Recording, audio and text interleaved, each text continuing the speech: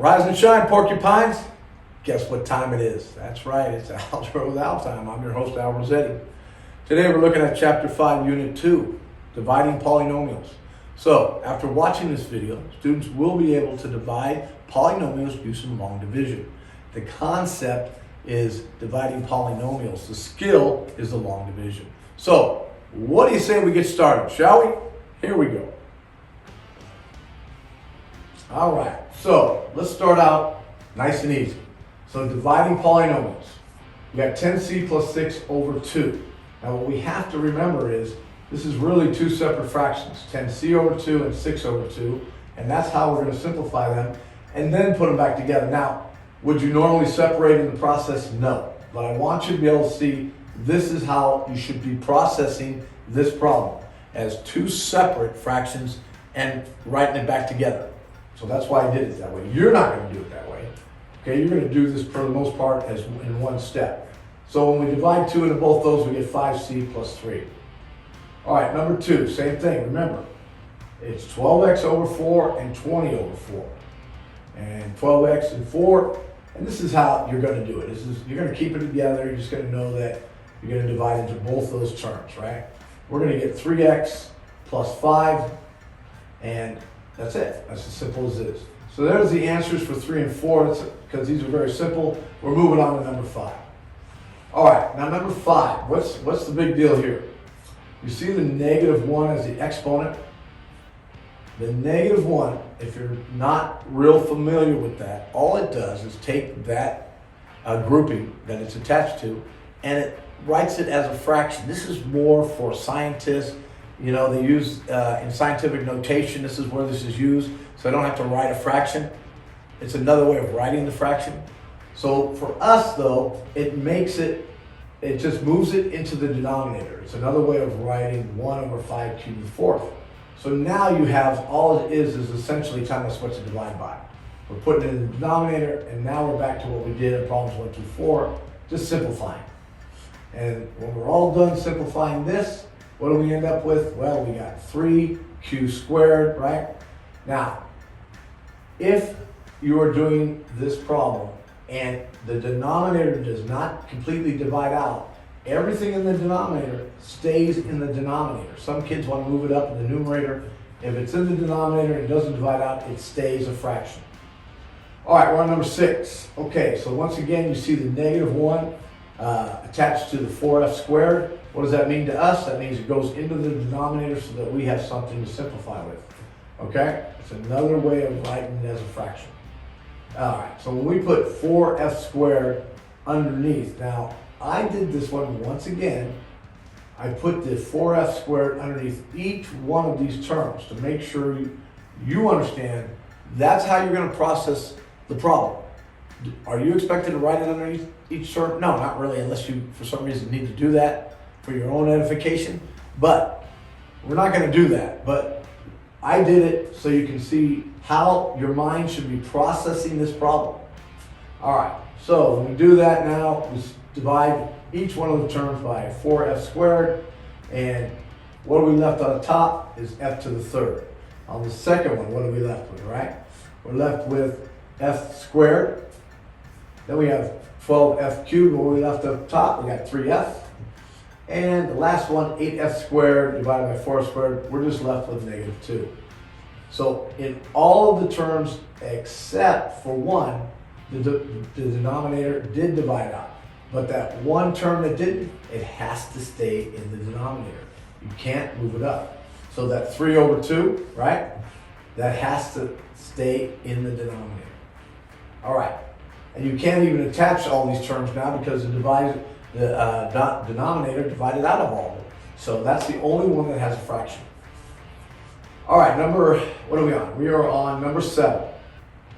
Okay, so 6j squared k minus 9k squared, right? Divided by 3jk. All right, so pretty straightforward. We're going to put 3jk in the denominator. We're going to divide 6jk divided by 3jk.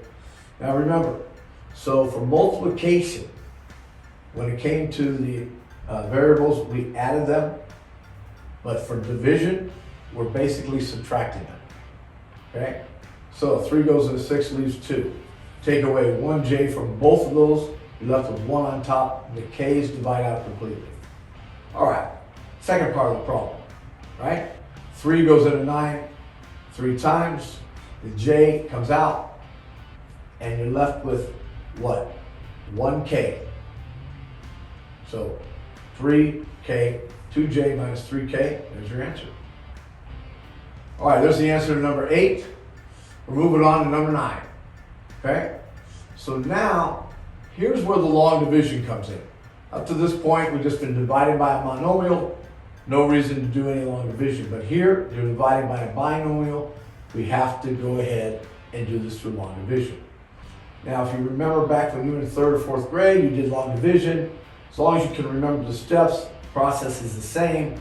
We got to do something a little different because of variables, but not that much different.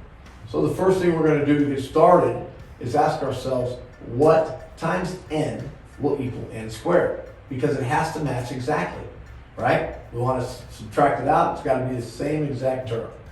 So it's n. So n times n is n squared. Now as a byproduct of that, we have to multiply the 5 and the n together, we get 5n. All right, now what I want you to do here is I want you to put that in parentheses, put the minus sign out in front of it, because what we have to make sure we do is change the signs on both terms before we combine these. So yes, technically it's subtraction, but we're going to make an addition and change the signs and add a negative. All right, step 2, we got 2n. Now what times n is 2n?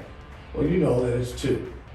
So multiply by a positive 2, you got 2 times n is 2n, that's what we need, it has to match exactly. And in this case, 2 times 5 is 10, that matches exactly. So once again, put parentheses around it, put a negative sign in front of it. That tells us mathematically to change the signs on both terms, and when we do that and add them together, we get 0. So n squared plus 7n plus 10 divided by n plus 5 is n plus 2. Number 10, same thing, same setup. So you're going to have d plus 1 out in front, and underneath you're going to have the d squared plus 4d plus 3, right? Now, you ask yourself, because you need it to equal d squared, that d has got to be equal to d squared. What times d is d squared? Well, obviously, that's just d. Now, I'm noticing I made one mistake here, in that when I write my answer up top, I'm not putting it in the right spot. So that d that I just wrote should be over the 4d, not the d squared. So it should be over 1 unit. Okay, the answer is correct, but I just placed it in the wrong spot. All right, so let's keep going. So we, remember, put parentheses around it, make it negative, so we change both signs now. And when we do that, we get 3d, bring down our 3. Now, what times d will be 3d? Well, obviously, that's 3. Multiply both terms by the 3, you're going to get the exact same thing, 3d plus 3. Change the signs on both of them to their opposites, and then add them together, and you will get 0. And so there you go, the answer to that. So if I multiply d plus 1 and d plus 3, I'm going to get the original equation. All right, now here's one of the variations that I want to make sure I showed you. You can see that 4g squared minus 9. It's a short, right, binomial, but here's the problem. When we go to divide that, we have to account for every variable in between the g squared and the constant. So what's missing there is just the g. But when we do the division, we have to account for that place. Okay, we can't just, can't just get rid of it. You have to, when your answer shows, it has to show that place where the where the g to the first power is missing. So how do we accommodate that? When we write out the problem, we have 4g squared, and we just put 0g, because it has to be 0 if it's not there, right? And now we just make it part of the process. So we multiply by 2g, and in the end, we get 4g squared plus 6g. Change the signs, add them together. The 4 will cancel out, and you get negative 6g. What times 2g is 6g? Well, that's 3. right? So we have to multiply by a negative 3 to get it to negative 6.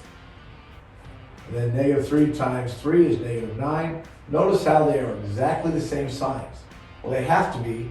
If we're going to change the signs and add them, that's the only way they would equal 0. So once we do that, we're good. Number 14. I don't see anything here as far as the setup. Should be no problem. I believe this is one that will have a remainder, so this is a little different variation in the end. But to that point, everything's exactly the same. X minus 3 divided into 2x squared minus 5x minus 4. What do you multiply the x by that would equal 2x squared? Well, wouldn't that be 2x? Yes, it would be. So multiply 2x times x, you get 2x squared. You have to multiply 2x times negative 3, you get negative 6x. Now, with parentheses, change the signs on both of them. So you're going to get negative 2x and a positive 6x, which gives you positive 1x minus 4. And x times 1 now is x. Multiply both terms by 1.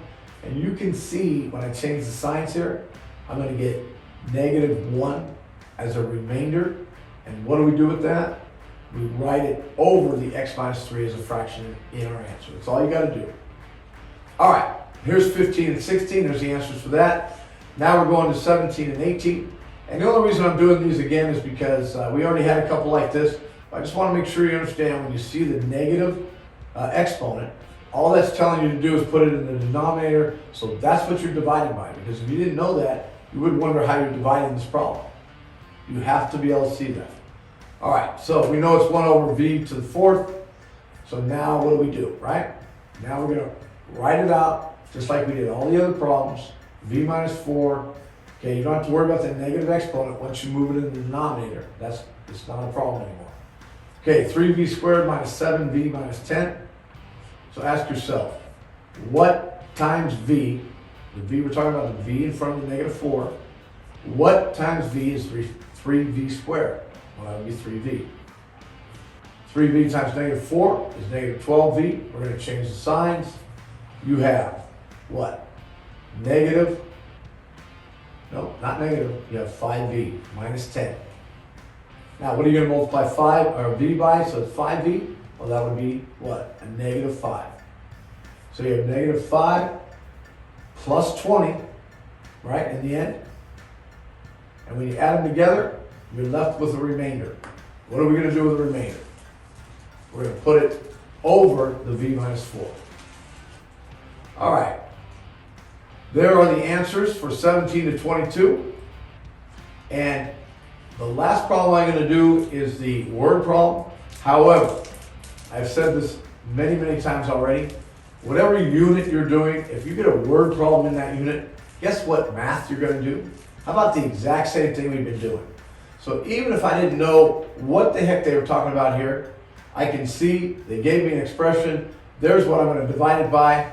Just common sense would tell you that. And so the math is the same. But hopefully you understand what the area of a rectangle is and that you're finding the area in terms of x. You won't get a number, but you will get an answer. So, but it's the exact same thing. X cubed plus 8x squared plus 13x minus 12, right? Exact same. Like I said, you don't even have to understand what's going on in this problem to know how to solve it. All right, so what are we going to multiply x by to get to x cubed? Well, that's x squared. Change the signs, everything's the same. You're going to get a negative 4x squared. You get positive 4x squared, right? Plus 13x.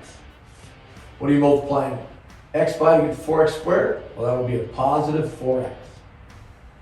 So that'll give you 4x squared, and then it will give you 16x. All positives. Change the signs. It'll be 0 there, and this will be what? A negative 3x. Bring down your negative 12. What are you multiplying x by to get to negative 3x would be negative 3. When you run the table on that, you get negative 3x minus 12. Change the signs, add them together, and you get 0. So, there you go. The answer to the word problem, all you got to do is put the word units after it. So remember, you got to answer a word problem with exactly what they're asking you. And they're asking you for units, so there it is. Well, that's all we have time for today, boys and girls. Thanks for coming. Remember, math, math, math. Go out and do some math.